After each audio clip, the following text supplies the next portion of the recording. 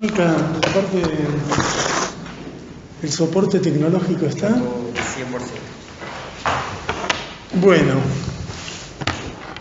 Bueno, vamos a la reunión de hoy. Vamos a ver qué sale. Es un tema más complejo quizás de lo habitual. Bueno, veremos. Nosotros en la clase pasada vimos las teorías sobre el imperialismo y explicamos por qué la dimensión geopolítica del imperialismo hay que indagarla con el criterio rector de imperialismo. Hicimos un cierto mapa de las tesis clásicas, la actualización de las tesis clásicas, la visión de lo que se llama el nuevo imperialismo, la tesis del imperio global. Indagamos también algo sobre la ideología, sobre la multipolaridad, y armamos un esquema donde había tres vertientes, dos complementarias, y lo que hoy vamos a tratar de hacer es completar esa mirada o profundizarla buscando sus fundamentos teóricos en un tema muy discutido en las ciencias políticas, que es la relación entre la lógica económica y la lógica geopolítica. Vamos a ver cuál es esa combinación, en qué consiste el problema y cómo cada corriente articula de una manera diferente esa combinación. Y lo más importante, al final vamos a tratar de explicar para qué sirve todo eso. Es sabido, el punto de partida es bastante sencillo, es sabido que en la teoría clásica del imperialismo la política es directamente derivada de la economía. La idea básica de Lenin es que hay dos potencias que compiten por el mercado mundial, tienen excedentes, no pueden desagotarlos, y esa tensión económica se traduce rápidamente en un desenlace geopolítico y militar. La conexión es directa. Choque económico, del choque económico, choque militar. De uno al otro sin mediación.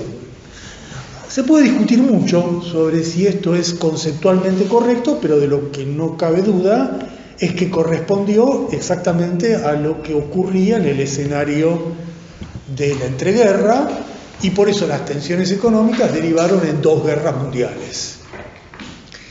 Pero después de eso, en los años 60, comenzó la reflexión sobre este enfoque y poco a poco se empezó a indagar la esfera geopolítica como un campo mucho más autónomo del universo económico. Entre otras cosas, porque ya desde los años 50 la tensión económica no derivaba en guerras. Entonces, como no había ese conector inmediato, ¿qué ocurría con la geopolítica como dimensión autónoma? Y el primero que empezó, el que hizo la gran teoría sobre esto fue Arrighi. En el primer libro, en Geometría sobre el imperialismo, Arrighi dice, bueno, primero tenemos que salir del economicismo, romper con esa conexión clásica, y alumbró toda una serie de autores que siguieron esta pista. Panich, Masing-Wood, Kalínikos, todos parten, su punto de partida siempre el mismo. Tenemos que alejarnos del instrumentalismo económico, de la idea de una automaticidad directa entre la esfera económica y la esfera política, y lo que tenemos que buscar es cuál es la singularidad de la geopolítica en la etapa contemporánea. Esta reconsideración metodológica, estudiar la autonomía, la peculiaridad de la esfera geopolítica, es la pista que no han seguido dos o tres corrientes que estudiamos en la reunión pasada.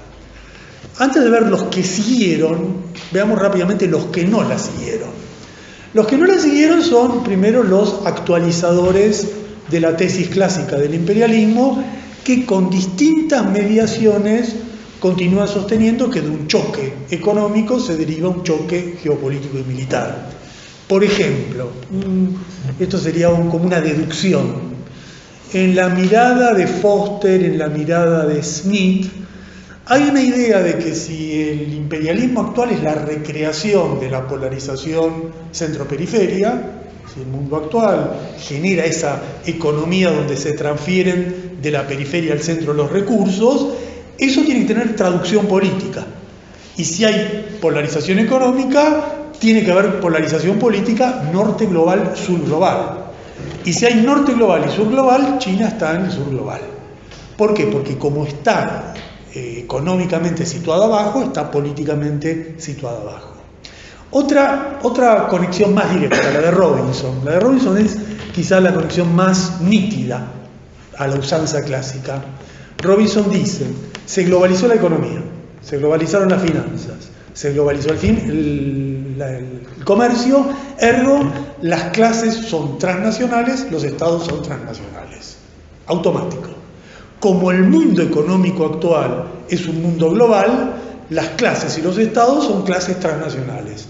¿Por qué se articuló esa transnacionalización? Bueno, es un efecto directo de lo que ocurre en el plano económico. También esta idea de Robinson la empezó a plantear Cox en los años 60. Fue la idea neo-gramsciana, ahí apareció. Era la idea de que el Estado se internacionaliza. ¿Por qué se internacionaliza el Estado? Porque se internacionaliza la economía. Entonces Cox empezó a formular una tesis neo-gramsciana de cómo todos los criterios de Gramsci, hegemonía, dominación, podían verse en esa estructura así vertical. Otros, de la misma Piglum holandés, dijo lo que se internacionaliza la sociedad civil. ¿Por qué se internacionaliza la sociedad civil? Porque se internacionaliza la economía. Y quizás el hombre que sintetizó toda esta trayectoria fue Negri.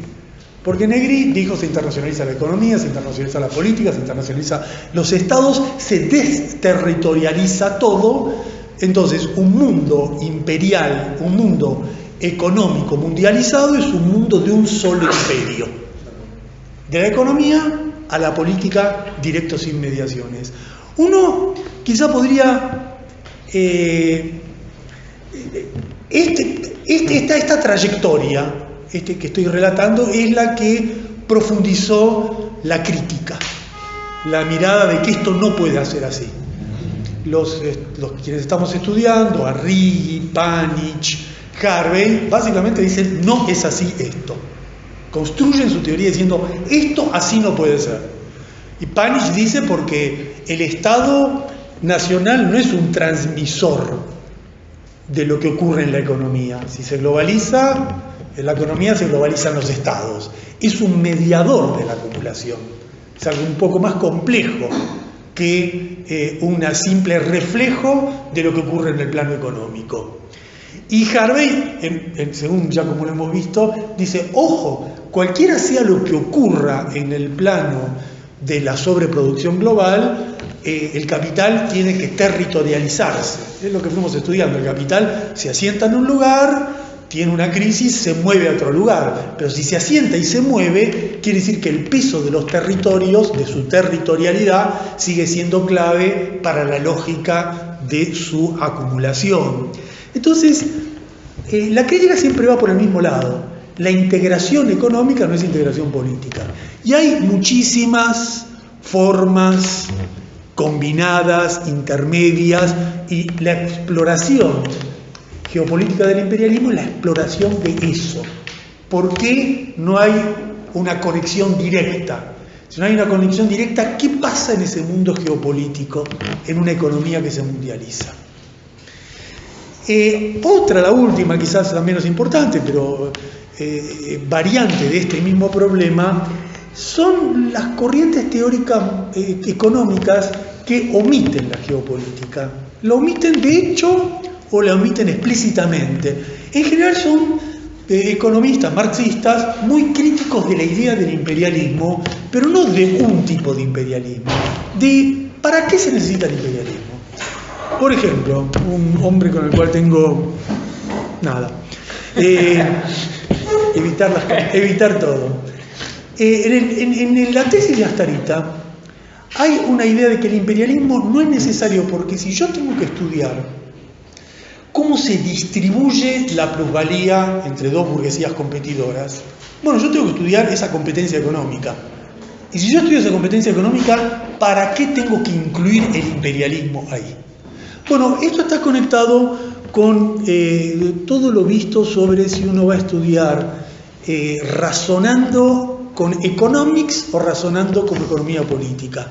Si uno va a integrar o no el universo de la geopolítica al mundo económico o no. Si va a buscar o no va a buscar. Si uno piensa que la economía es solo el punto de arranque de algo que debe completarse, o lo otro es otra disciplina que a mí no me atañe, o otro problema que es irrelevante para lo que yo estoy estudiando. Es como dos actitudes. Es lo que vimos el mundo Roberts y el mundo Harvey, de alguna manera. Entonces, el punto de partida de lo que estamos viendo hoy es que en la tesis imperial clásica hay una conexión directa entre economía y desenlaces geopolíticos, que esto se correspondió con lo que ocurrió en esa época, pero que su traducción a la actualidad, sea por el esquema centro-periferia, sea por la transnacionalización de las clases y los estados, sea por la omisión económica del problema del imperialismo, deja un hueco que hay que llenar. Y vamos a ver cómo se lo puede llenar. Bueno, el hombre, como les anticipé, que se propuso como gran tarea llenar ese hueco fue Giovanni Arrighi. Y Arrighi lo hizo en tres momentos muy distintos de su vida. Arrighi empezó con un libro, Geometría del Imperialismo, donde empezó con la tesis clásica, es economicista, conexión directa, pero él dijo algo, él dijo, el gran problema fue que Lenin no miró para atrás. Lenin no se dio cuenta que la tesis del imperialismo estuvo precedida históricamente por otras tres formas diferenciadas.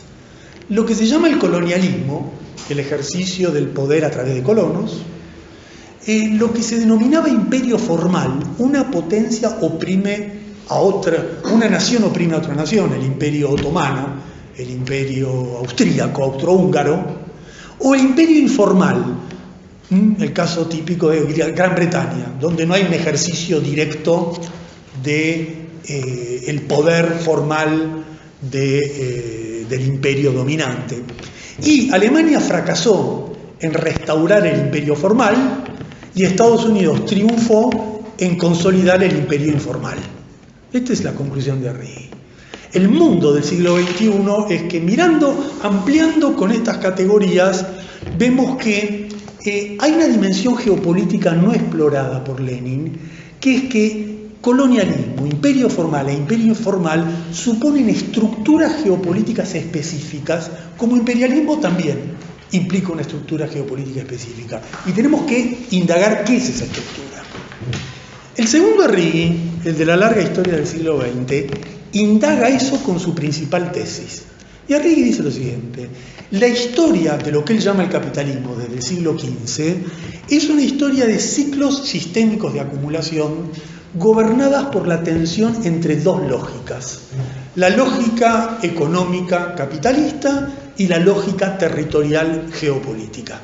Y cada largo ciclo de acumulación, que van de 200 años a 100 años, según la hegemonía de cada potencia desde el siglo XV, cada uno de esos ciclos es una relación específica entre esa tensión entre lógica territorial y lógica económica.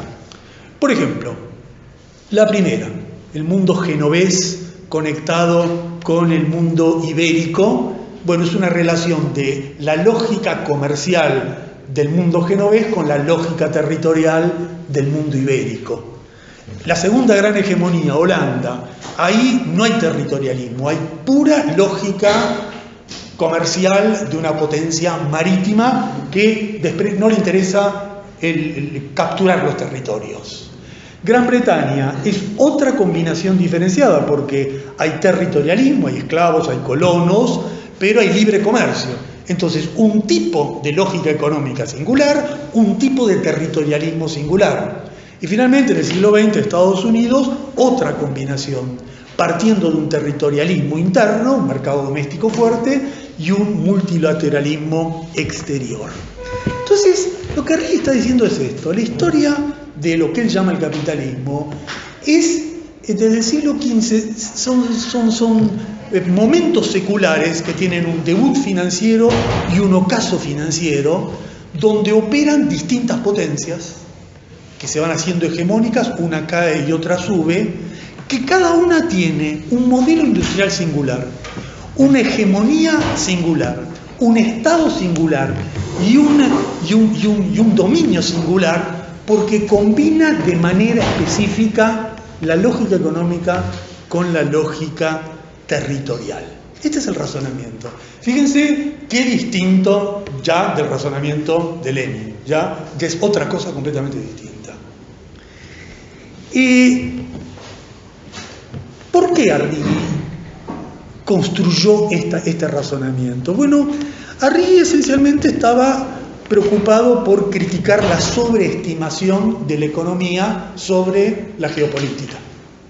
Partiendo del primer libro, eso es lo que quiero criticar. Bueno, entonces, ¿cómo explico el desarrollo de cada imperio, cada hegemonía a lo largo de la historia, combinando los dos factores?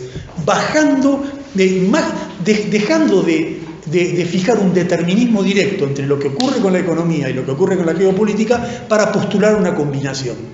¿Qué quiere decir esa combinación? Que cada etapa, cada ciclo combina en forma distinta. Entonces, no es que la economía define la geopolítica, sino que según cada ciclo se articulan de manera diferenciada. Y la geopolítica, que está planteando Arrighi, no viene de la economía, viene del Estado, viene de cómo se articula ese Estado. Ese Estado se articula de una forma H y genera una hegemonía y una dominación específica y peculiar. Y tomando mucho a Polanyi, él dice que con el paso del tiempo se divorcia cada vez más la economía de la política. Que no es que van cada vez más juntas, van cada vez más divorciadas, cada vez son esferas más distintas, cada vez hay que mirarlas a cada una más por separado.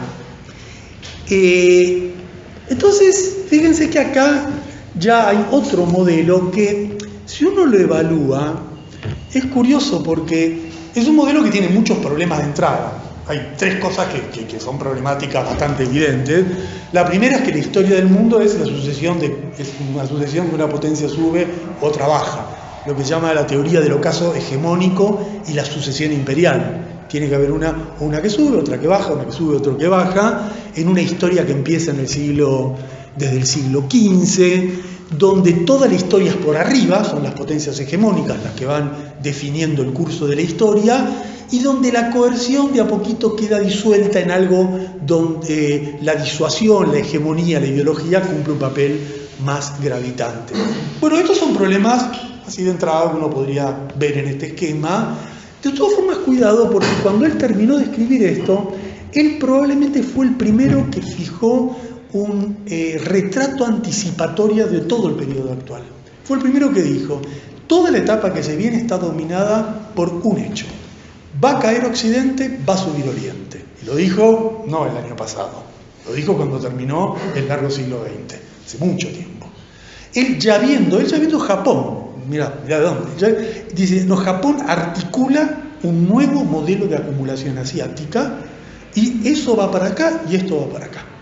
Entonces hay que evaluar con cuidado, Arrighi, porque a uno le pueden no gustar algunas cosas, pero cuando se llega a una conclusión tan anticipatoria, bueno, algo hay en su esquema que te permite vislumbrar con tanta anticipación un retrato tan exacto del universo actual.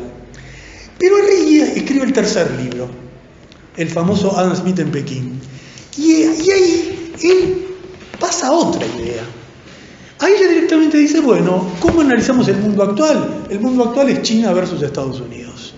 Y ese mundo actual es el estancamiento de Occidente, que ya está en ocaso financiero, en contraposición a la expansión de China, que está emergiendo. Pero de repente él dice, acá hay una contraposición entre territorialismo imperial expansivo y cooperación de economía de mercado progresiva. Y ahí pega un giro analítico, pega un giro en su razonamiento, introduce otra teoría, porque ya no son ciclos sistémicos donde una potencia sube y otra potencia baja, sino que ahora son dos lógicas normativas. Es lo que está bien y lo que está mal. No es que China va a sustituir a Estados Unidos como Holanda sustituyó a Génova. No es otra potencia opresiva. Ahora tenemos un modelo deseable, la economía de mercado, cooperativa, y un modelo indeseable, imperial, expansivo. Entonces, desaparece la combinación, tiene otro sentido. Las dos lógicas del segundo Arrighi, que era para explicar los ciclos, los distintos ciclos, se convierte ahora en dos lógicas de dos modelos para explicar un futuro promisorio y un futuro regresivo. Bueno, este fue el punto de arranque del problema. Fíjense que en este razonamiento de Arrighi hay una idea muy novedosa de cómo estudiar el mundo imperial, muy novedosa. Esencialmente le está diciendo, no tenemos que estudiar el mundo imperial de cada época como una traducción geopolítica directa de lo que ocurre en el plano económico, tenemos que ver esa esfera autónoma, verla en cada ciclo, y después de verla en cada ciclo, él la lleva a otra cosa, a la idea de que en el contraste actual, esa geopolítica pacifista, consenso de Beijing, esa geopolítica amigable de Oriente puede modificar sustancialmente el escenario futuro frente a la geopolítica agresiva de Estados Unidos. Ahora la disputa es dos lógicas, economía capitalista, Estados Unidos, economía de mercado, China, con dos geopolíticas ahora contrastadas en el razonamiento a futuro. Bueno, Arrighi tuvo una enorme influencia. Como todo gran pensador, todos lo siguen. Harvey lo absorbió a pleno. Harvey lo reivindica mucho, está muy impactado por Arrighi. Harvey, sobre todo, lo que asume de él, dice, a mí lo que me gusta de este hombre es que este hombre logra salir del estructuralismo duro de Wallerstein y coloca los actores geopolíticos, les da vida, les permite, hay una lógica territorial de un poder del Estado operando. Entonces Harvey le gusta, incluso le gusta la idea de hegemonía, insiste mucho en que estas dos lógicas le permite ver el Estado como una esfera, la economía como otra esfera, y él dice, yo la voy a usar para mi teoría del nuevo imperialismo. Harvey dice, yo lo que voy a decir es que lo que ocurre en el mundo contemporáneo es que hay una sobreproducción global itinerante que genera una crisis económica y hay un nuevo imperialismo que va acompañando para administrar las crisis que produce la sobreproducción itinerante. Como esa sobreproducción genera grandes caos en el mundo, hay un nuevo imperio que va ahí administrando esas crisis. Claro que, como le dijeron muchos, esto que está diciendo es un poquito vago. ¿Qué quiere decir exactamente? ¿Qué implica? ¿Qué significa que hay un nuevo imperialismo acompañando? Un imperialismo, dos, Estados Unidos, ¿con qué socios? ¿Cómo opera cada potencia? Si yo tengo una crisis de sobreproducción en Corea, ¿cómo actúa el imperialismo francés? ¿Qué me estás diciendo?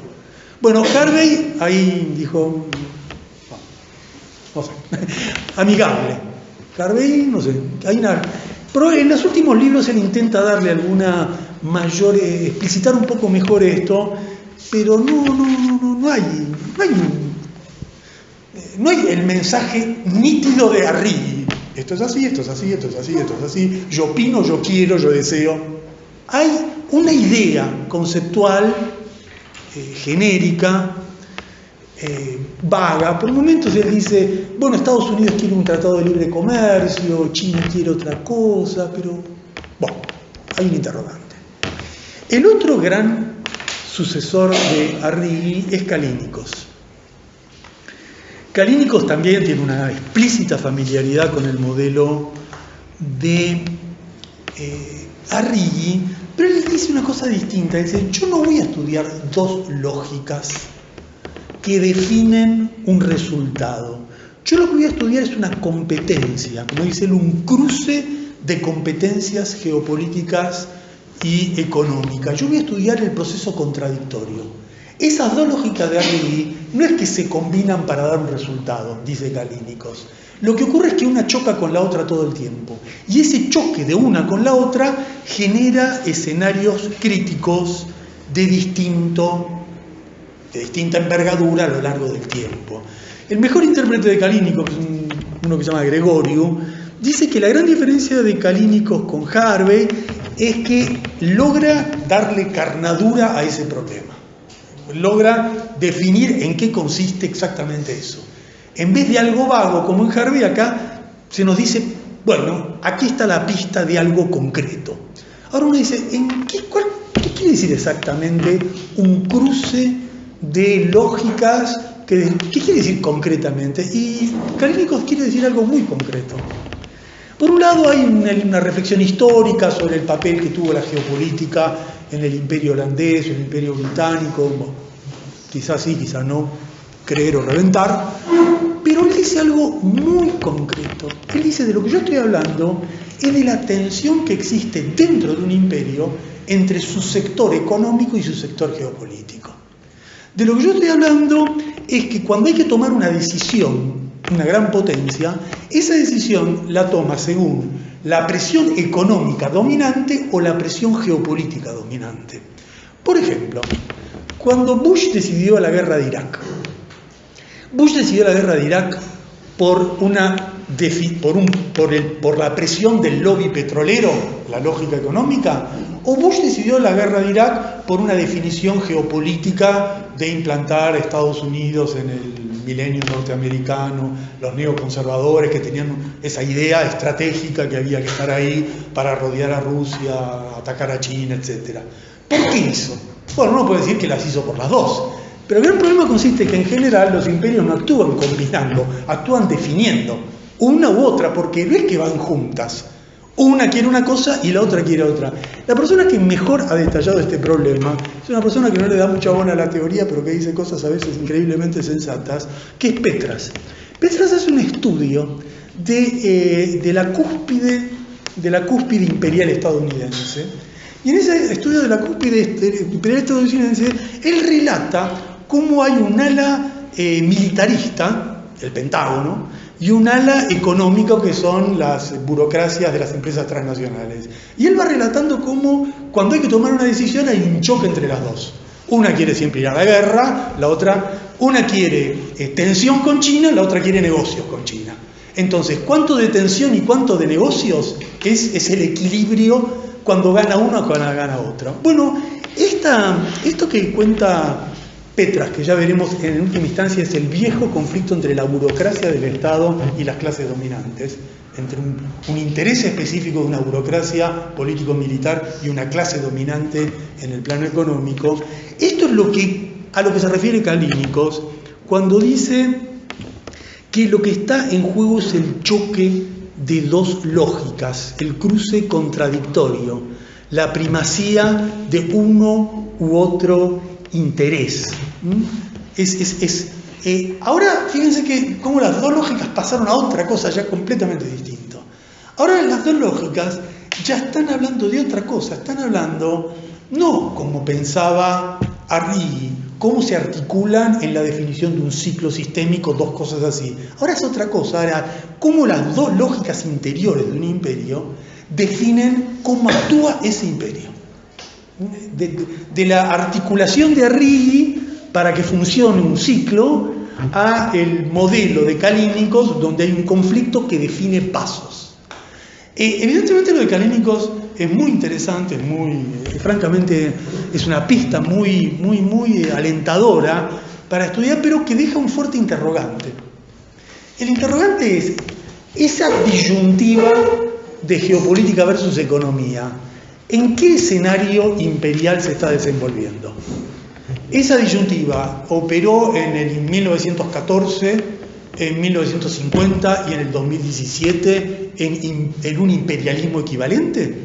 ¿O hubo un imperialismo clásico, un imperialismo asociado, un imperialismo de posguerra, o hay distintos imperialismos? Bueno, como Kalínikos eso no lo definen, como Kalínicos en principio tiene una idea de que el imperialismo clásico más o menos continúa con rivalidades que ya no son las de antes, pero son de otras. Ya no va a la guerra Japón con Estados Unidos, va a la guerra la India con Pakistán, pero más o menos es eso. Hay un problema que es que esta ilustración que él nos brinda de la tensión en la cúspide de los estados, no se sabe en qué escenario imperial se está desarrollando. Pero ven que ya cada vez más esto está como dando sustancia a qué significa la lógica geopolítica. Pasamos a otra pista. Quizás yo pienso la mejor pista. Para mí la más interesante de todas. Y esta pista no viene de Arrighi. Curiosamente esta pista viene de Bukharin. Bukharin complementó el libro de Lenin y escribió más o menos en la misma línea. Tensiones económicas, van a guerras imperiales, pero él dijo al pasar otra cosa. Él dijo, esto que estamos diciendo, Lenin y yo, bajo esto subyace algo más complejo, que es que la economía se está mundializando y esa mundialización de la economía contrasta con la nacionalización de los estados. O sea, él está diciendo, las potencias chocan y van a la guerra, muy bien, pero las potencias chocan y van para la guerra porque abajo está pasando algo muy grande, que es la economía es cada vez más mundial. Y si la economía es cada vez más mundial, los estados tienen que chocar porque tienen que repartirse algo que es cada vez más mundial. Desde un punto de vista, él dice lo mismo que Lenin. Pero de otro punto de vista, él anticipa algo que iba a ocurrir después de Lenin. Lo que iba a ocurrir después de Lenin es que ese choque, que tenía un desenlace nítido en la época de Lenin, dejó de tener ese desenlace en la posguerra, pero lo que vio Bukharin, que la economía se mundializa y los estados no se mundializan, ahora empezó a aparecer como el gran problema. Y quizás es la gran contradicción de la época actual y quizás la mejor aplicación de la problemática de las dos lógicas. ¿Por qué? Porque acá, fíjense, acá ya es otra cosa, ya no es Arrighi, ya no es Kalínicos, acá es otra cosa. Acá lo que te está, esta pista, lo que está diciendo es esto. La lógica económica del capitalismo contemporáneo está gobernada por la mundialización. Esa es la lógica económica. Ya no es la lógica económica de cada uno de los imperios, ya no es la disyuntiva si yo hago un trato o no una empresa transnacional con China. Hay algo que es que la economía se está mundializando. Y al mismo tiempo que hay una lógica económica de mundialización, hay una lógica geopolítica que no puede acompañar la mundialización. ¿Por qué? Porque tiene raíces en los estados. Entonces el capitalismo puede ser mundial, pero el imperialismo no puede ser mundial, porque el imperialismo tiene sus raíces en distintos estados nacionales. ¿Quiénes usaron esta pista? Bueno, primero Panich. Panich fue el hombre que primero percibió esto. Porque Panich dice, ¿qué deduzco yo de eso? Panich dice lo siguiente, si la economía se está mundializando y el imperialismo no puede mundializarse, es decir, no hay un correlato de la mundialización económica en los estados y en las clases dominantes, ¿cómo funciona esto? Sería un caos, o sea, el mundo ya no puede funcionar, cada vez más global, esto es cada vez más global, la economía es cada vez más global y los estados no quieren saber nada con la globalización. Entonces, ¿cómo es que estados del siglo XVIII y XIX van a gestionar una economía global del siglo XXI? Esto no puede funcionar. Bueno, puede funcionar porque hay un enlace, dice Panich. El enlace es un estado que cumple una doble función nacional y mundial, que es el estado norteamericano. Entonces, hay un Estado que a través de su política económica, a través de la Fed, a través de su estrategia financiera global, enlaza las dos situaciones. Y es un Estado donde en Washington está el mundo y está Estados Unidos. Cumple esa doble función. Y por eso el debate con Robinson, Panich, y dice, no es que se mundializó la economía, se mundializó las clases dominantes y Washington es el centro del poder transnacional. No, se mundializa la economía, el Estado norteamericano es un Estado nacional, pero que gobierna, administra la economía mundial. ¿Cómo la administra? A través de la Fed, a través de Wall Street, a través de las finanzas. ¿Y de dónde sacó esta idea? ¿De dónde le vino esta idea a Panich? ¿Cuál es su raíz teórica? Bueno, él saca exactamente esto directamente de Poulanzas, así. Él toma esta idea inmediatamente de Poulanzas. Poulanzas en los años 70, 80, directamente planteó este problema, anticipó este problema. Él decía, la economía se mundializa, las clases y los estados no pueden mundializarse, aquí hay un conflicto. Y lo que Poulanzas decía es, tenemos que evitar el razonamiento base-superestructura. No es que porque la base, la economía se mundializa, la superestructura se mundializa. No, tenemos que evitar ese esquematismo. Y tenemos que ver que ahí hay una contradicción, hay una novedad, hay un conflicto, hay un divorcio. Eso es lo que tenemos que estudiar de manera específica. Entonces, Panich es el primer hombre, en mi opinión, que capta fuerte este problema, que capta esta nueva dimensión. Tiene el enorme, en mi opinión, el enorme mérito de deducir su conclusión de un diagnóstico que yo pienso que es la base de la cual hay que partir, que es que la economía se mundializa y los estados no. Parte de esto, de esta sencilla idea. Y dice que esto es el principal problema. Ahora, saca la conclusión correcta, ahí empiezan los problemas. Ahí empieza la discusión. Yo lo que siempre me llamó la atención de Panich fue la solvencia con la cual él logró formular bien el problema, porque el punto de arranque es decir cuál es el centro del problema. Son ciclos sistémicos de acumulación con dos lógicas, son diferencias entre lobbies económicos o militares, o el centro del problema es que lo que dijo Bukharin en 1916 era una anticipación histórica, no se correspondía con su época. Estaba diciendo es algo que puede ocurrir y que empezó a pasar con mucha nitidez después de la posguerra. Entonces, eso que Bukharin imaginaba que empezó a ocurrir, Panich dice, este es el problema y se resuelve así. Bueno, ya vimos que la resolución de Panich es muy discutible. Es muy discutible, es muy contradictoria, es muy problemática, porque Panich acierta en el rol de todo Estados Unidos, pero Panich le asigna ese rol, es como si esta contradicción solo pudiese resolverse de esa manera. Es como esto es así, y este es el único Estado que tiene la peculiaridad de resolver ese enlace, esto para siempre. Bueno, ahí se le fue la dialéctica, se le fue, pero ¿por qué para siempre? Está bien, es el problema, pero ese problema se puede resolver de múltiples maneras. La contradicción es cierta, pero ¿quién te dice de qué? ¿Por qué este lo va a resolver? Puede decaer este, y puede ser reemplazado por otro. Puede crear una nueva asociación con otros. Hay muchas variantes. Por eso Panich, creo yo, acierta mucho en un modelo para explicar el debut de la globalización, pero se despista fuerte para evaluar el curso de la mundialización, porque todos los problemas ya no encajan. China no encaja, Canadá no encaja, nada empieza a encajar en esto, porque lo que dijo Arrighi 2 décadas antes es razón. Mirá, hay un problema, Estados Unidos decae. Entonces, ¿cómo es que una potencia que decae, no cabe duda que decae, va a cumplir en la función de enlazar el futuro? O una cosa o la otra. Entonces, Panich está obligado a decir que Estados Unidos no decae, y al no decir que con esta tesis de que no decae, contradecir el principio de lo que él vio.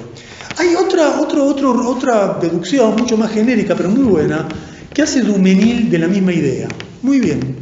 Duménil le gustan los números, los detalles, y él toma muy bien probablemente el mejor trabajo que existe empírico sobre la mundialización de los grupos sociales, que es el modelo que construyó Vitali, un suizo ahí con un universo de algoritmos, y él armó un modelo muy detallado de qué grado de mundialización tienen las clases sociales en el mundo. Y él estudia mucho ese modelo de Vitali y dice algo muy sensato. Dice, lo que el modelo me demuestra es que hay un cambio en la mundialización muy significativo, está medido. Hay varios trabajos que miden muy bien esto. Hay un retrato de Phillips también muy bueno, que es, qué peso tiene la mundialización económica, productiva, comercial, financiera. ¿Qué qué estructura interna, cuánto de producción y cuánto de finanzas, un buen detalle de la mundialización económica.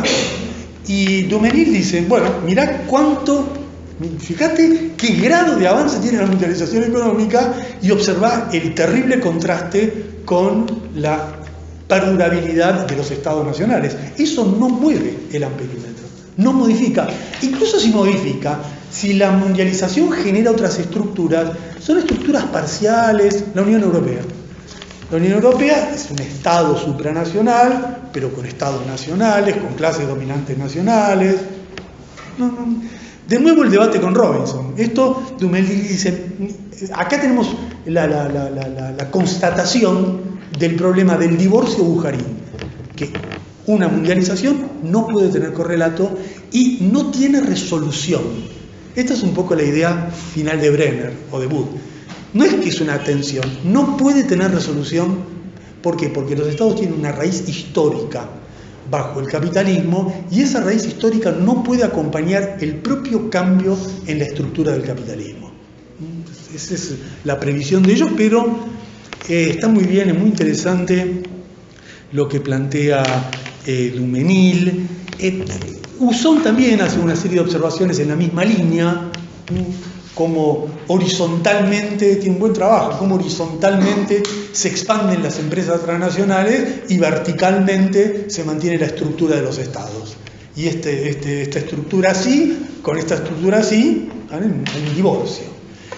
Todo esto, toda esta línea, Bujarín, Panich, Duménil, Husson, todo esto que van por este lado, a mí me parece, mi opinión es que han puesto el problema de las dos lógicas en el mejor plano, en el plano más interesante, en el plano que más sintoniza con las transformaciones del capitalismo contemporáneo, porque ya no alude, como en Arrighi, un ciclo sistémico y entonces tratar de forzar cuál es el ciclo sistémico actual. Como él tenía los ciclos sistémicos del siglo XV, cuando vino al ciclo sistémico actual, se encontró con esto de que China y Estados Unidos y ya no se perdió. Y tampoco lo reduce a que dentro de un Estado imperial hay un sector militarista y un sector económico al estilo Petras Kalínicos. Esta pista coloca el problema de las dos lógicas en un problema que es ordenador de la etapa actual. La economía se mundializa, las clases dominantes y los estados no. Y ahí, cómo se resuelve ese conflicto es la tensión central de la época. Bueno, hay una corriente de pensamiento que dice que todo esto está mal. O mejor dicho, hay una parte, podría estar bien el punto de arranque, pero no nos lleva a buen puerto. ¿Qué es la tesis de Radishka, no sé cómo se llama, Desai? Que Radishka Desai dice, bueno, las dos lógicas puede estar bien, puede ser que hay una cosa económica, una cosa geopolítica, está bien, hay que separarlas, pero lo que nosotros tenemos que subrayar, dice ella, es la total primacía de la lógica geopolítica sobre la económica. O sea, ella decidió colocarse en el campo opuesto. Y nuestro problema es que todos los economistas marxistas o pensadores contemporáneos están agobiados por el economicismo, la mirada estrecha de la economía y el cosmopolitismo. Están afectados por dos virus, las miradas. Un virus que es no ver la geopolítica, ver solo la economía, y otro virus consiste en ver la geopolítica en términos puramente cosmopolitas. Y ella dice, lo que ocurre es que el pensamiento geopolítico marxista es muy dependiente del pensamiento geopolítico convencional, de lo que se llama la disciplina de las relaciones internacionales, de la corriente realista, de la corriente liberal, de la corriente de la estabilidad hegemónica, que esencialmente estudian estabilidades mundiales, gobernanzas mundiales, pesos de potencias en esa estabilidad mundial, equilibrio de poderes, intereses que se equilibran, la típica mirada realista donde lo importante es que haya estabilidad en el mundo, que se logren administrar los conflictos. Por ejemplo, Kindleberg, para que esos conflictos se puedan gestionar, tiene que haber una potencia como Estados Unidos que domine el escenario mundial. Ese pensamiento geopolítico, que es muy cosmopolita, en el sentido que le asigna a Estados Unidos un papel singular, ordenador del mundo. Hay un mundo porque hay una potencia que ordena. Si esa potencia no ordena, el mundo es un caos. Tiene que haber eso, y tiene que haber intereses ordenadores de esa estabilidad. Ella dice, el pensamiento económico marxista, el pensamiento geopolítico marxista está muy Panich, está muy afectado, influido por esa línea, lo mismo Rosenberg, lo mismo Kalínicos, y toda gente que no puede pensar bien la geopolítica. ¿Por qué? Porque la geopolítica hay que pensarla de otra manera. ¿Cómo? La geopolítica hay que pensarla en términos de geopolítica de choques nacionales a la vieja usanza. La geopolítica es un conflicto entre países, es un conflicto entre estados nacionales. Es la vieja tradición de Skocpol, que debatía tanto con Wallerstein. Fue el gran debate sobre el sistema mundial de Wallerstein. Cuando apareció el sistema mundial de Wallerstein, la principal crítica fue la corriente weberiana o neo-weberiana, que le dijo, no, Wallerstein no es así, no es que un sistema mundial, lo que hay son viejos estados nacionales, y esos viejos estados nacionales están en disputa desde el siglo XV, y eso es lo que domina la geopolítica mundial. Entonces, ella retoma esa y ella dice, nosotros tenemos que volver a esa pista. Weber, Polanyi, Keynes, la pista de cómo el Estado Nacional es el protagonista de todos los conflictos, y no hay uno que tenga supremacía. Estados Unidos no, Estados Unidos es un actor más, en declive desde hace mucho tiempo. ¿Qué hay en el mundo? Ella dice, lo que hay en el mundo es multipolaridad. Por esto esta tesis, esta mirada, es el gran fundamento teórico de la multipolaridad y la contrahegemonía desde la mirada de la geopolítica marxista. Porque en el enfoque de ella no tenemos mundialización, tenemos una lógica estatal que sigue prevaleciendo. Y como hay una lógica estatal que sigue prevaleciendo en conflictos entre potencias del más diverso tipo, sin ningún tipo de jerarquías significativas, lo que hay en el mundo son muchos actores con muchas posibilidades, y por lo tanto la construcción de un poder contrahegemónico es completamente posible, porque ni la mundialización económica tiene tanto peso, ni Estados Unidos tiene tanto peso. Lo que hay es, como ocurrió en los últimos 4 siglos, disputas entre estados nacionales con un final abierto sobre esas disputas. Es como el antieconomicismo llevado a... es como el politicismo, o sea, sería como extremar la crítica a la lógica económica, desvalorizar que existan una tensión entre dos lógicas y señalar de que lo que existe es una lógica geopolítica dominante de conflictos entre estados, de maneras tradicionales, y que dan pie al sentido de la multipolaridad contemporánea. Como ven, hay para todos los gustos en esto. Hay una mirada clásica, de la economía sale la geopolítica. Hay Arrighi que dice de ninguna manera es así, esto es más complicado, acá hay 2 lógicas, cada ciclo tiene 2 lógicas. Hay otro que dice, hay 2 lógicas pero no en ciclos, hay 2 lógicas en potencias.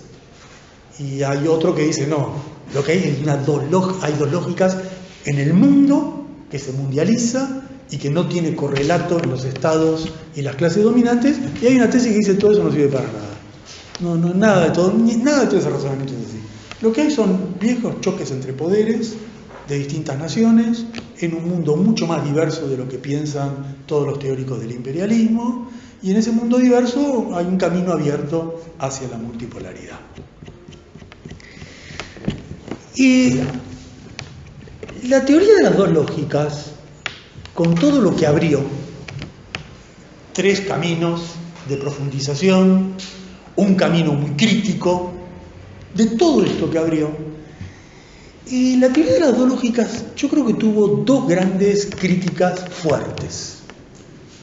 Hasta ahora vimos la teoría, sus exponentes y cómo la usa cada uno. Uno dice, me gusta la teoría y la uso para esto, me gusta la teoría y la uso para esto. Otra que dice, no me gusta la teoría, pero sin criticarla. Dice, de esa división no me gusta, no sirve, la lógica es interestatal, pero no objeta. La idea de Arrighi como concepción tuvo, yo creo, tiene dos grandes críticas conceptuales, dos grandes desafíos. Dos grandes teóricos que le dicen, mira, lo tuyo no funciona por estas razones. Una es una crítica histórica y la otra es una crítica metodológica. La crítica histórica la formuló Ellen Maskins Wood. Y Ellen Maskins Wood lo que dice es que todo este razonamiento tiene un gran problema, que está mezclando el capitalismo con el precapitalismo. Y al mezclar el capitalismo con el precapitalismo está armando una ensalada de la cual ya no se sabe a dónde uno va. Ella lo que está diciendo es, mira, en todo este análisis vos estás haciendo un corte a lo largo de 5 siglos, donde la lógica económica y territorial se combina de una manera, se combina de la otra, y todos los que siguen eso, esa pista, consideran que eso es así. Son distintas lógicas, yo la aplico para esto, vos la aplicas para allá. Pero ella le dice, pero ¿cómo es esto de que vamos a aplicar dos lógicas para el imperio genovés del siglo XV y para la acción de Estados Unidos contra Irak en el siglo XXI? ¿Se puede razonar así, dice ella? ¿Cómo es que vamos a razonar de que a lo largo de 5 siglos hay un tipo de lógica económica capitalista invariable versus un tipo de lógica geopolítica? No puede ser esto, dice, porque el mundo del capitalismo empezó en el siglo XVIII. Entonces, ahí está el corte. Y entonces este razonamiento histórico está fallando fuertemente en su estructura. Y ella dice, lo que tenemos que hacer es otra cosa. Nosotros primero tenemos que dividir el mundo para atrás en no imperios dominados por lógicas, sino en distinto tipo de imperios. Ella dice, hay imperios precapitalistas, hay imperios intermedios y hay imperios capitalistas. Y lo primero que tenemos que clarificar es en qué consiste un imperio capitalista en comparación al precedente. Y ella dice, un imperio capitalista es un imperio gobernado por la lógica del capitalismo. ¿Cuál es la lógica del capitalismo? La competencia por la ganancia para reducir costos. En los viejos imperios no existía eso. En los viejos imperios había una competencia territorial por conquistar territorios. Entonces, no es que los dos tienen combinaciones de lógicas. Uno tiene una lógica territorial y el otro tiene una lógica económica. Cuanto más capitalista sos, más lógica económica tenés. Cuanto menos capitalista sos, más lógica territorial tenés. Lo primero que tenemos que diferenciar es eso. Es que un viejo imperio conquista territorio y un imperio capitalista controla el mundo a través de los mercados. Es lo que ella siempre insiste. El principio de la coerción económica rigió en el precapitalismo, el principio de la coerción económica rige bajo el capitalismo. Y si perdemos de vista esta diferencia cualitativa, nos perdemos. Por eso ella dice que, por ejemplo, Roma fue un imperio de la propiedad asentado en la coerción imperial. España fue un imperio territorial que se expandía intercambiando tierra por servicios militares, típicos imperios territoriales. Ahí no hay lógica económica de mercado de ningún tipo. Lo que parecería ser un imperio comercial, un imperio capitalista, es un imperio comercial. Por ejemplo, ella dice, el imperio árabe musulmán no era imperio capitalista, era un imperio comercial conectado a través de la religión islámica. Las ciudades italianas eran un imperio comercial cuya territorialidad era subsidiaria, por eso recurrían a los mercenarios. no le interesaba conquistar un territorio, lo que le interesaba era garantizarse la ruta comercial, por eso era una compañía. Lo mismo con Holanda, no le interesaba la conquista territorial, sino construir una compañía de las Indias que le asegurara el control marítimo desde el Océano Índico hasta el mar Báltico. En esos imperios comerciales se compra barato y se vende caro. No es la competencia capitalista por aumentar la productividad y reducir los costos. Es decir, es un enfoque radicalmente opuesto desde el punto de vista histórico al modelo de Wallerstein y Arrighi. Por ello ella dice que el primer imperio casi capitalista fue Inglaterra, y dice que fue intermedio. Es sumamente original el planteo de ella. ¿Por qué fue intermedio? Porque Inglaterra, Gran Bretaña, combinaba el imperio de colonos, que ya tienen agricultura capitalista, por eso masacran a los indios o masacran a los irlandeses y ponen colonos con agricultura capitalista. Ahí tiene un componente capitalista nítido, pero el imperio británico tenía también la forma clásica, por un lado, en un momento de los esclavos, y sobre todo la India, que es la colonia clásica de la cual extrae tributos. Entonces ella dice, solo sobre el final de Inglaterra, y en realidad solo sobre el moderno Estados Unidos, ni siquiera el Estados Unidos inicial de la anexión territorial de Texas, ni siquiera ese, el de ahora, el que empezó en el siglo XX, ese es el imperio capitalista. Es un imperio gobernado no por la territorialidad, no hay territorialidad de ningún tipo, hay lógica imperial de mercados. Y ella dice que como Arrighi no ve estas diferencias, tampoco ve que cada imperio tiene una ideología singular en función de las necesidades, romanizar las élites, la cristiandad, la religión musulmana, no una combinación de coerción con dominación, una singularidad en función de si es un imperio capitalista o es un imperio precapitalista. Bueno, desde que yo leí esto, hace muchos años, siempre dije que tenía razón, siempre, y nuevamente pienso que tiene razón. Yo creo que esta crítica es correcta.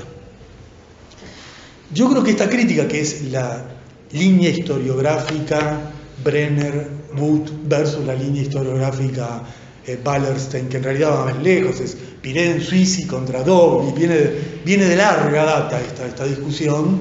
Yo creo que tiene razón. Yo creo que efectivamente hay un problema con las dos lógicas, que es que está extrapolando características del capitalismo al precapitalismo, está estableciendo una comparación de Génova, Holanda, Gran Bretaña, Estados Unidos, China, como si fuera comparable, sin notar que recién con Estados Unidos o con Inglaterra en el siglo XVIII se produce el corte.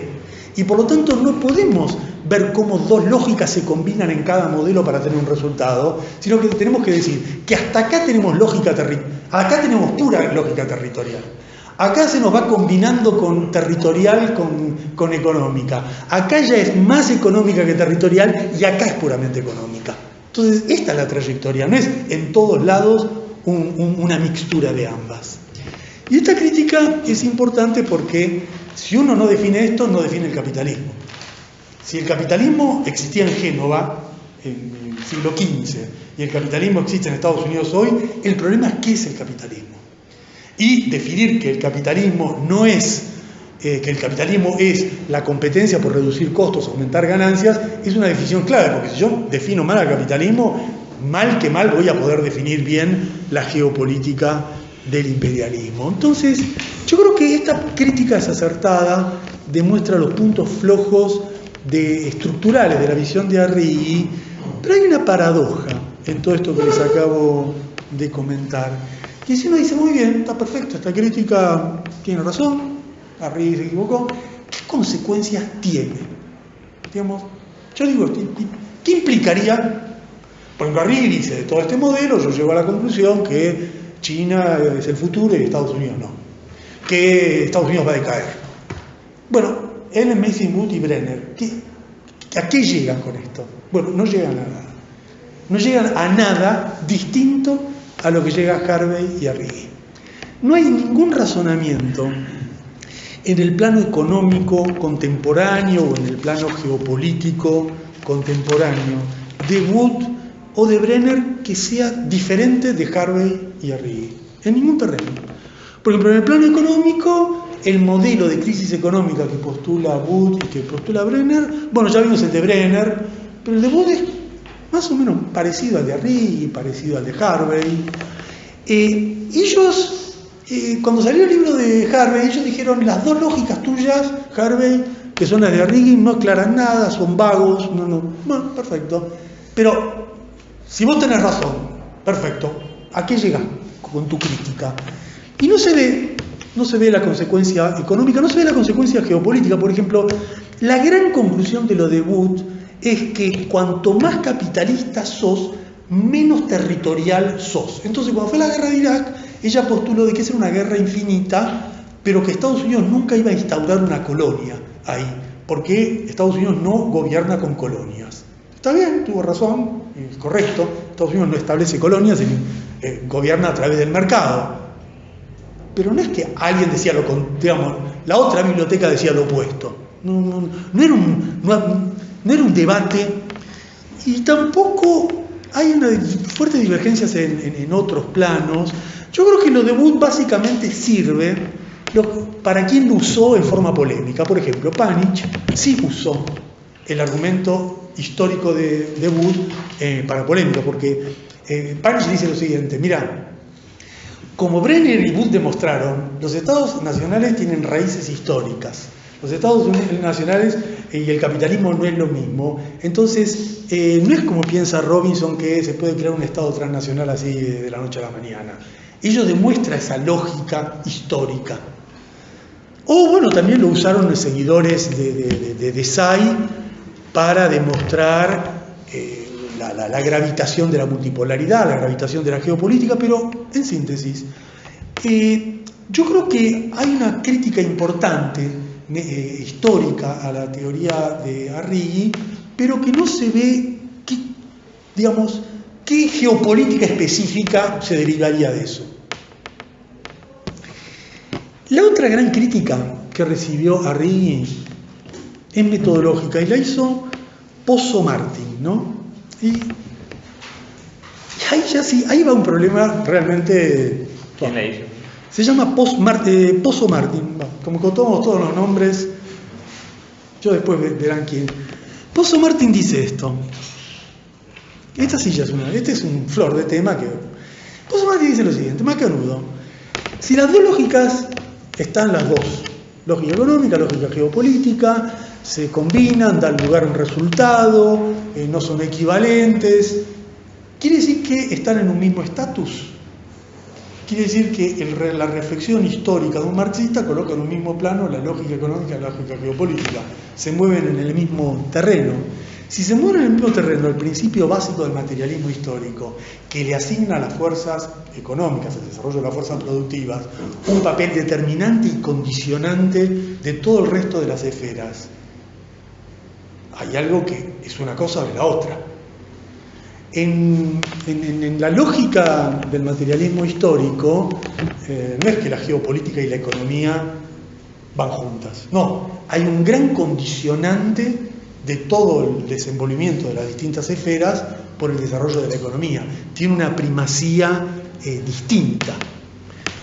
Claro, como el marxismo clásico y el marxismo dogmático siempre de la economía deducía inmediatamente la geopolítica, hubo muchas críticas a que estás deduciendo inmediatamente la superestructura de la base.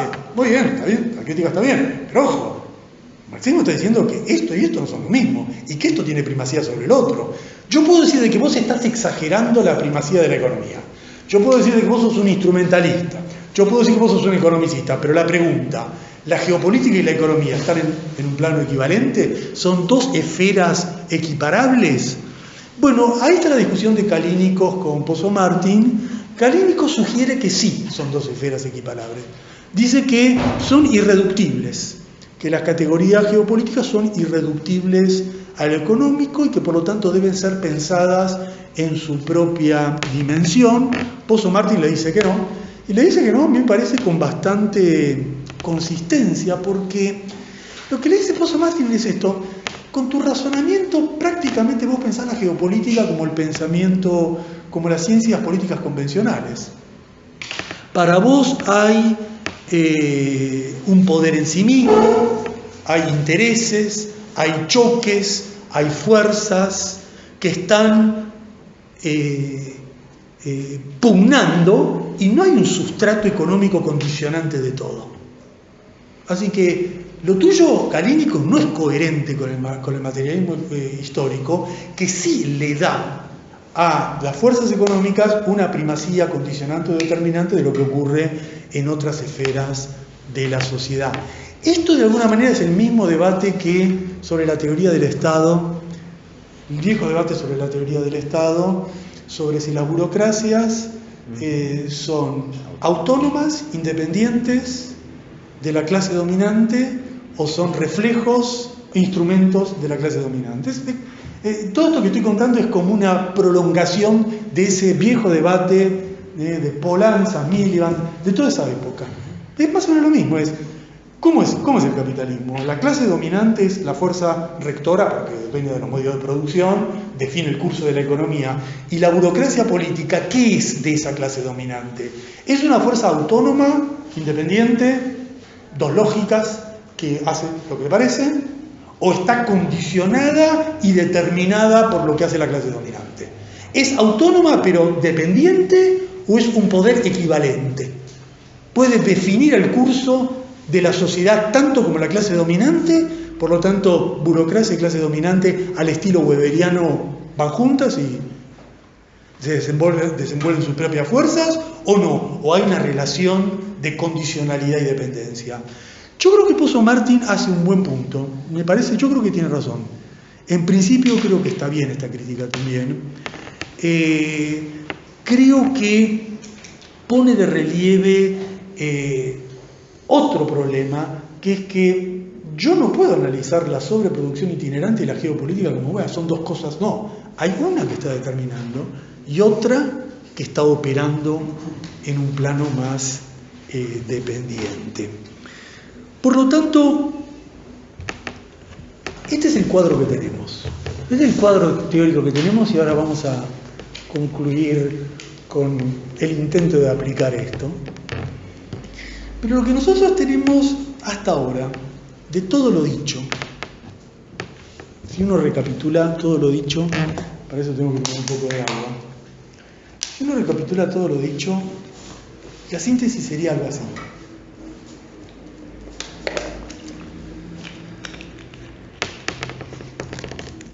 Lo que estamos buscando con toda esta exploración de autores, corrientes, escuelas, discusiones, lo que dice uno, lo que dice el otro, lo que estamos tratando de buscar es cuál es la especificidad geopolítica del imperialismo actual. Eso sería lo que queremos resolver. Sabemos que la especificidad geopolítica del imperialismo en la época de Lenin era que dos potencias iban a la guerra. Clarísimo. Sabemos que en la posguerra la especificidad del universo geopolítico estaba dado porque se había armado una especie de imperialismo colectivo contra el bloque socialista. Y eso ordenaba. Todo estaba estructurado en torno de eso. ¿Cuál es la especificidad geopolítica actual? Esta es la pregunta. Tomando como referencia esos dos momentos nítidos. Van a la guerra, en 1914, hay una pugna, capitalismo, bloque socialista, y toda una articulación imperial en función de eso. Como ahora está eso, entonces se arma un bloque asociado, se arma la OTAN, se arma la tríada. Todo el imperialismo empieza a tener una estructura muy distinta antes. Cayó la Unión Soviética, se terminó la posguerra. ¿Cuál es la especificidad geopolítica actual?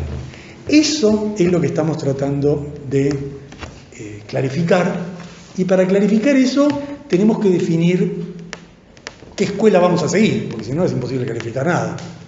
Si queremos saber algo, decir, bueno, yo voy a clarificar siguiendo a Ría, a Kalínikos, a alguien, si no, ¿cómo voy a inventar la pólvora? Tengo que decir, el criterio analítico que más me gusta es este. Es difícil decir cuál es el que más me gusta, pero se puede claramente ya establecer a esta altura del partido cuál no me gusta. ¿Cuál sería la pista equivocada? Bueno, la pista equivocada sería, de todo lo visto, la pista del economicismo o la pista de la prolongación del modelo del imperialismo clásico. La idea que si yo defino la tensión económica, defino la tensión geopolítica.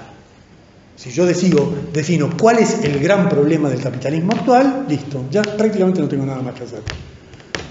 Con todo lo que hemos visto sobre la crisis económica se acabó, porque después todo eso se refleja directamente en el mundo geopolítico. Bueno, esa pista no. Y esa pista no, porque esa pista ya nos llevó a dos cosas que vemos que están seguramente mal. Esas dos cosas, hay dos cosas que seguro están mal. China no es el sur global y las clases dominantes no se han transnacionalizado. Como yo sé que esas dos cosas están mal, sé que los razonamientos que llegan a decir que China es el sur global, o el razonamiento que me lleva a decir que el mundo está dominado por clases dominantes y estados transnacionalizados, como yo sé que eso no va, bueno, yo sé que la idea de deducir de la globalización económica o de la brecha centro-periferia un efecto geopolítico inmediato no me da resultado. Esa pista no. ¿Cuál es la otra pista que seguro no? Ahora estoy hablando yo, ya no son los autores. Esta pista no. ¿Cuál es la otra que me parece que definitivamente no? La pista que dice que el mundo actual es el mundo de choques entre estados, es un mundo multipolar entre choques de estados indiferenciados. La pista de Say.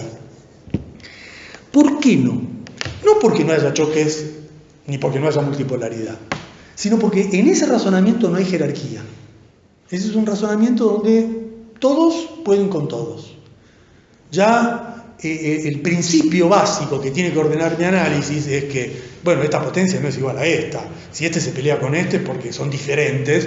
Ahí yo me pierdo en un mundo donde todos somos equivalentes, porque como siempre es una pugna entre estados nacionales, yo defino el interés nacional. Una vez que yo defino mi interés nacional, típico, ¿cómo se llama este hombre? El que tiene el apellido armenio, que siempre repite lo mismo, Tocatlián. Entonces, una vez que uno tiene que define su interés nacional, porque define que este es así, que tu interés nacional es este, y entonces cada país define que este es su interés, este es su adversario, este es su aliado. Pues, podés definir todo lo que quieras, pero ¿con qué razonamiento? ¿Cuál es el mundo? ¿Con qué mundo estás analizando eso? ¿Qué principios tiene el mundo donde vos decís, yo me alío con este, tengo al otro? Entonces, el problema de esa pista es que no me dice nada de cómo ordenar un razonamiento geopolítico. Entonces, ahí va que lo que fueron aportando cada uno de los otros es útil. Es útil la pista de Arrighi, la de Harvey, la de Kalínikos. Es útil la pista de las dos lógicas. ¿Por qué? No por lo que tienen de malo. Ya hemos visto que, en mi opinión, ese razonamiento tiene dos problemas fuertes. El primer problema fuerte es histórico, me está mezclando siglo XV con siglo XXI. El segundo problema es metodológico, me está diciendo que la economía y la geopolítica están en un mismo plano, pero así todo me va dando pistas de cosas que... yo puedo llegar a una buena pista, aunque partí de un mal enfoque. Y Arrighi me dice, mira, hace 30 años atrás el mundo va a la caída de Estados Unidos y al ascenso de China. 30 años atrás. Entonces este hombre percibió algo. Y Kalínikos me dice, en general, cuando una potencia tiene que actuar en el mundo, fíjate bien cómo se está peleando el sector geopolítico con el sector militar, con el sector económico. Son pistas interesantes que hay que seguir, pero mucho más auspiciosa es la pista la pista Bukharin. Quizá la más, ¿por qué la más interesante de todas? Porque yo creo que esa pista Bukharin me ordena cuál sería el punto de partida metodológico de mi razonamiento geopolítico. O sea, cuando yo hice la pregunta, lo que yo quiero entender hoy es cómo es la geopolítica del imperialismo actual. Bueno, ¿por qué afirmación cuál va a ser la afirmación que va a ser el punto de partida de esa búsqueda? La afirmación que va a ser el punto de partida de esa búsqueda es la afirmación de que el mundo contemporáneo tiene un avance en la globalización económica sin correlato en el plano de los estados y las clases dominantes nacionales. Ese va a ser el arranque, ese es el principal tema. Y con esa pista uno va a ver primero que hay un conflicto. Esta pista es interesante porque me está señalando una contradicción. No es que hay, como en el siglo XIX, muchos capitalistas nacionales en sus estados nacionales que compiten por el mercado mundial. No, no es ese, eso ya no está más. Ahora hay empresas transnacionales, ahora hay cadenas de valor, ahora hay globalización productiva, hay algo así. Es un mundo económico que tiene este escenario. Pero en este escenario están actuando los estados nacionales que hace 3 siglos competían entre sí con sus mercados nacionales. Ahí el Estado y el mercado competían, acá los mismos estados tienen que chocar sobre una base económica que se globaliza. Esta pista Bukharin, que la sigue Duménil, una vez que tengo la pista, ojo cómo la sigo, porque puedo deducir como Panich que porque tengo esa buena pista, todo se resuelve con la estabilidad de una potencia que me enlaza todo. Y bueno, si todo se me resuelve con una potencia que me enlaza todo, se acabó la contradicción, pero básicamente no es que solo se acabó la contradicción, no es que Panich no razona con criterio de crisis como Harvey, no es cierto. O sea, el problema es más sencillo. Estados Unidos no cumple ese rol, cumplió ese rol, pero ese rol como mínimo está, súper erosionado, como recontra mínimo. Entonces, me falla lo que está pasando. Y por lo tanto, lo que yo tengo que hacer, si quiero avanzar en esto, es afianzar 2 principios o 3 principios. Ya tengo uno, que voy a seguir una pista. Se mundializa la economía, no se mundializan los estados y las clases dominantes. Y tengo que incorporar 2 o 3 criterios fuertes que me ordenen. El primero es que el mundo, ese mundo que yo voy a estudiar, es un mundo a lo Wallerstein, estructurado por la división global del trabajo. Wallerstein, que estaba el pobre muy desprestigiado por todo lo que fuimos diciendo que estaba mal, de repente vuelve con fuerza porque Wallerstein recuerda algo que nadie de todo lo que yo señalé dijo, y que si nos olvidamos de eso, parece que simplemente nos estamos olvidando del mundo. 2 lógicas, esta potencia, la otra potencia, esta con esto, en los ciclos. Sí, pero hay un detalle. Esas potencias compiten por un mundo que tiene compiten por algo que hay que conquistar, ¿no? O sea, por algo abajo. Entonces, ojo, ¿y qué hay abajo? Abajo hay una división. Ese mundo funciona en que todas esas competencias es cómo se maneja esa división global del trabajo, donde hay una periferia que todos quieren manejar. El otro tema que es importante no perder de vista, como criterio analítico, lo dijimos la vez pasada, es que hay como dice Anderson, hay una combinación de consentimiento con coerción. Anderson tiene una especie de discusión, se va a la noche a dormir y está pensando en Arrighi. Se levanta un día y dice Arrighi tiene razón, se levanta el otro día, Arrighi no tiene razón. Entonces Anderson va escribiendo maravillosos artículos, a veces donde el consenso, el consentimiento y la disuasión domina la geopolítica mundial, y al otro día donde la coerción finalmente es lo central. Bueno, ¿cómo se combina consenso con coerción? ¿Cómo se combina? Como el último Anderson dice, no olvidando nunca que la coerción subyace, es como la economía y la geopolítica. Primero tengo que tener la fuerza y después viene todo lo demás. Y por último, no olvidar que todo lo que vamos a razonar a futuro conviene hacerlo con un principio de devenir abierto.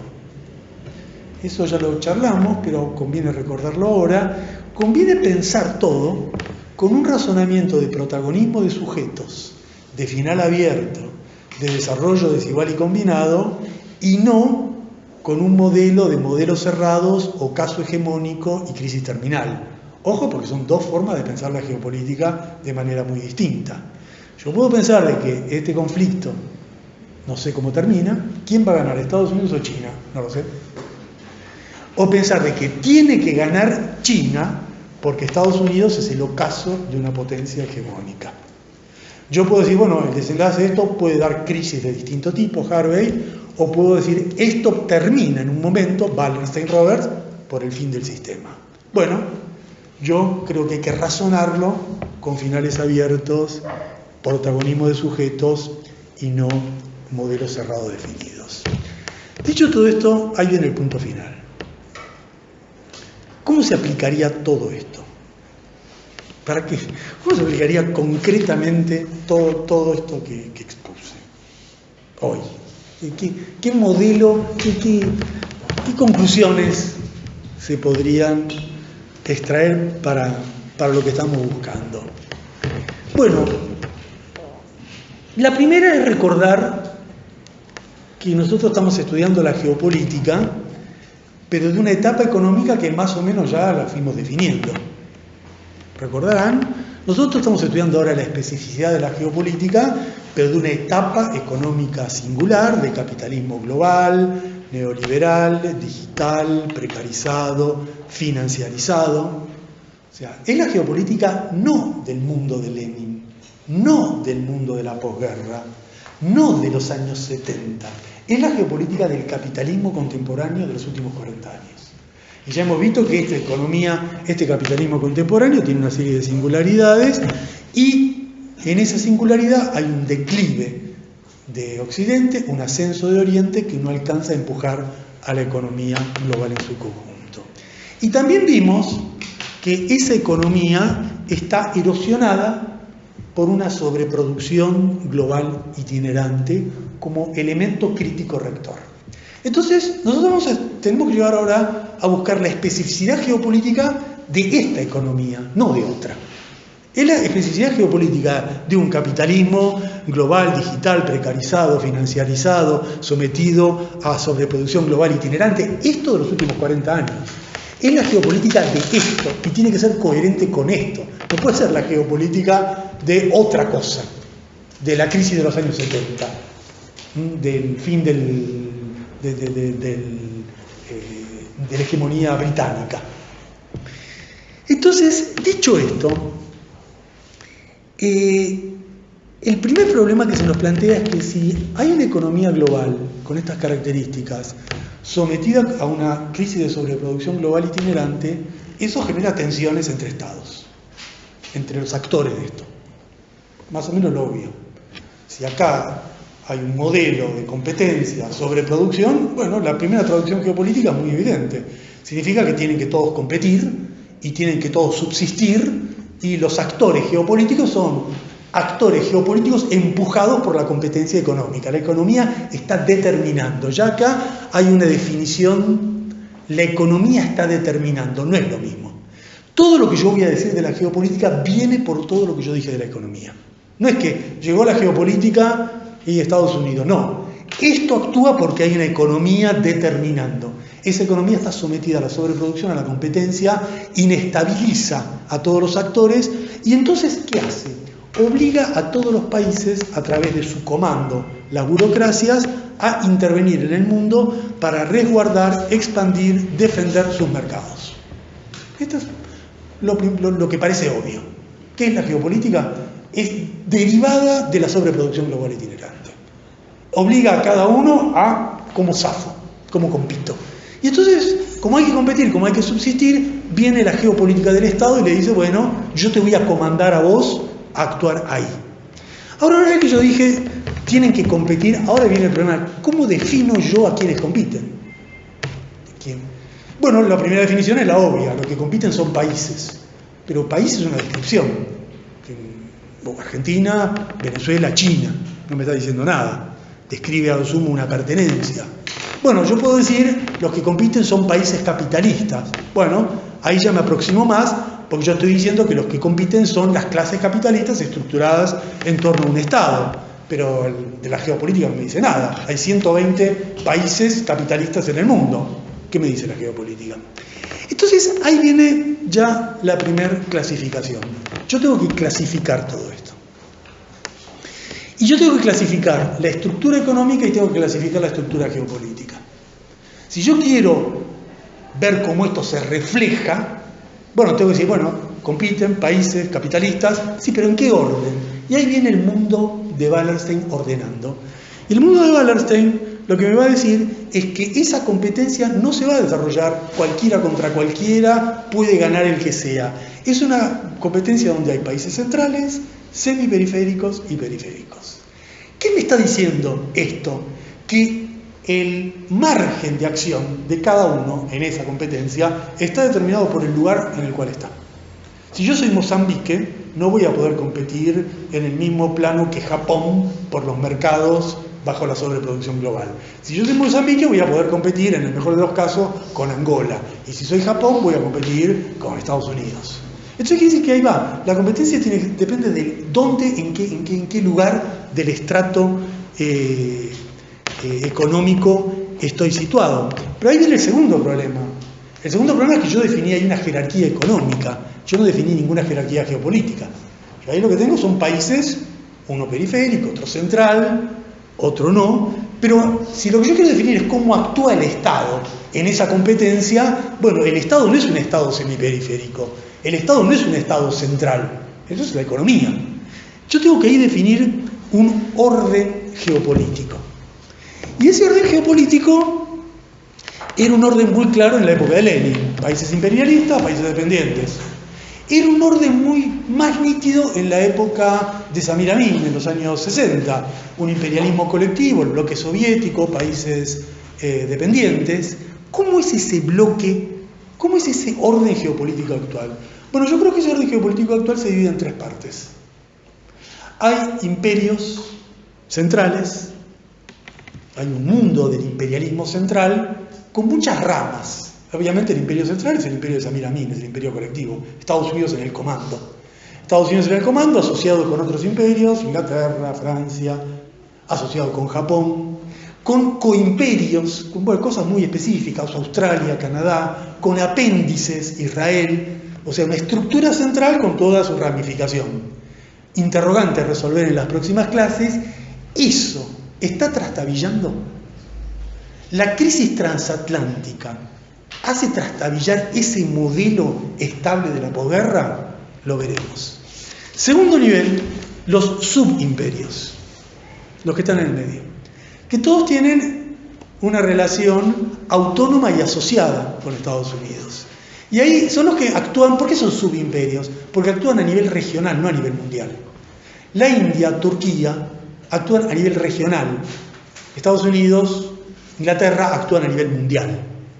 Y claro, va a haber subimperios que suben con acción geopolítica directa, la India, Turquía, para las guerras, y subimperios que decaen, como Brasil, como Sudáfrica, que ya no tienen ese rol geopolítico del pasado.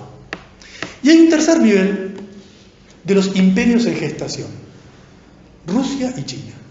¿Y por qué son imperios en gestación? Básicamente porque no lo eran antes. La Unión Soviética fue cualquier cosa menos un imperio.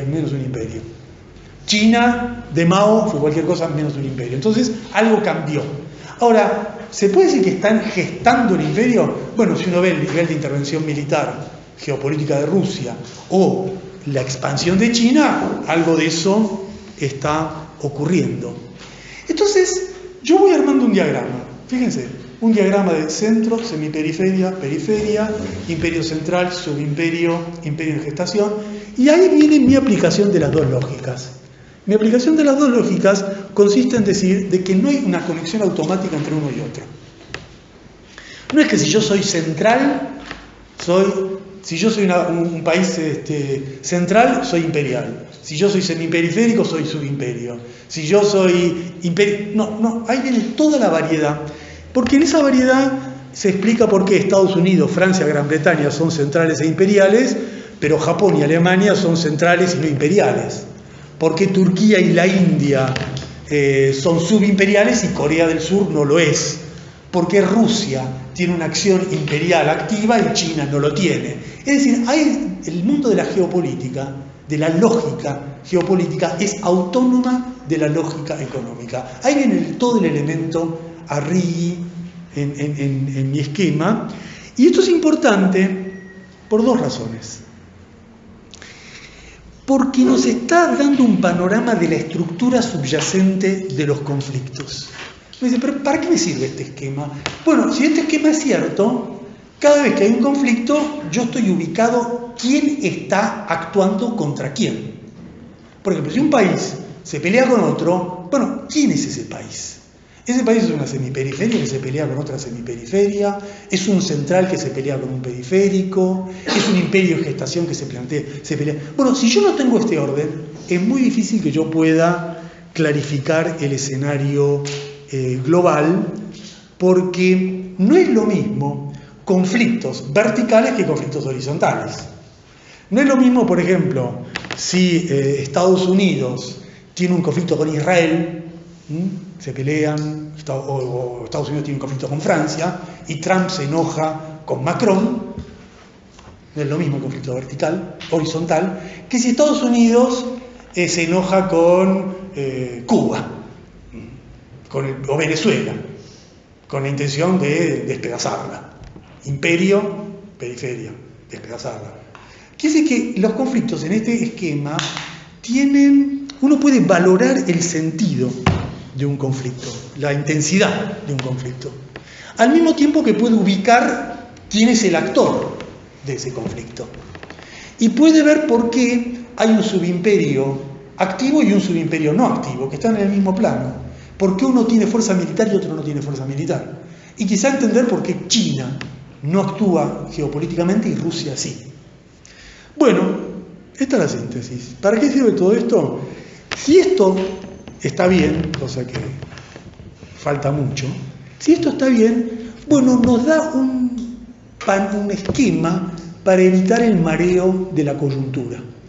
Para cuando mañana uno le dispara al otro, y hay una guerra entre y hay un conflicto, ordena el mundo actual, como Lenin tenía un orden, las potencias van a la guerra, como en el mundo de posguerra se sabía por qué la Unión Soviética con Estados Unidos se peleaba y qué implicaba eso con todos los aliados de cada uno. Bueno, esto podría ser un orden para tratar de comprender en un mundo donde el capitalismo está en una nueva etapa, con nuevas contradicciones definidas por la sobreproducción, este orden geopolítico sería un orientador de la dinámica que tiene la geopolítica del imperialismo actual. Dicho esto, se acabó. Esto concluye. Bueno, los que sobreviven como